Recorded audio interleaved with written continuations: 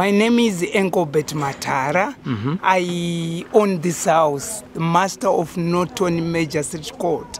Okay. Today we are having a big case that has been said for long. Ishmael once in Tomusungaeri. Ndiye munhu anga akamirirwa neZimbabwe kuti achatongwa sei nedare reZimbabwe. Iye Ishmael ndanga ndisingamuzivini. I'm an advocate of Norton Magistrate Court. Pandatonzwa ndava ndatomira ndandifana kuenda kuRoton Row. Okay. Asi ndamisirwa munhu yezvo kanzi kwei munotonga sei mutonge mwada dzeanzi 100 years is younger than mutemo weZimbabwe. Ndinotenda dzimai ndachida kuti musati tadzima chaari kutongerwa nhasi imhosva dzei? Imhosva dzakawandisa dzaanove nadzo, hatingade kutaura imwe neimwe, asi mhosva yese iri kurerera kwaari haana yaakahwina. Dzakafana nekuti upombwe nani nemadzimai evadare vemuchechi yake.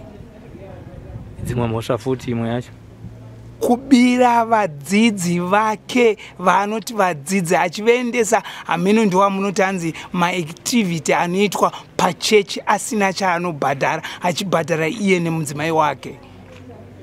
imwe yekupedzisira anototorera vana vadiki mari achivanyepera achiti ndokutsvagirai mabasa. Anowana mabasa kupi? Zimbabwe yakamirawo yoga.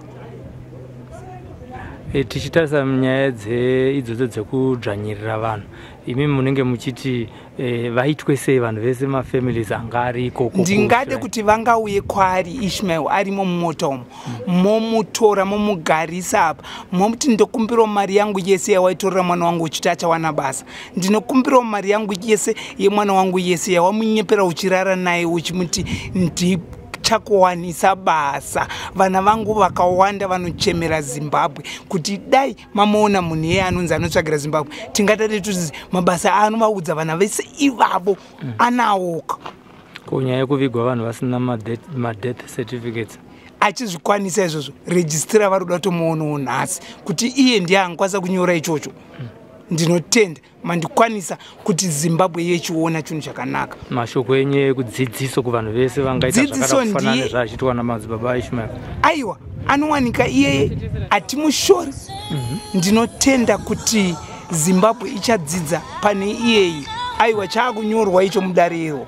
Ndinotenda. Saka vanokuwanai sei? Vanondiwanai mudare irori redzimhosva paNorton Magistrate Court. Haundishaye.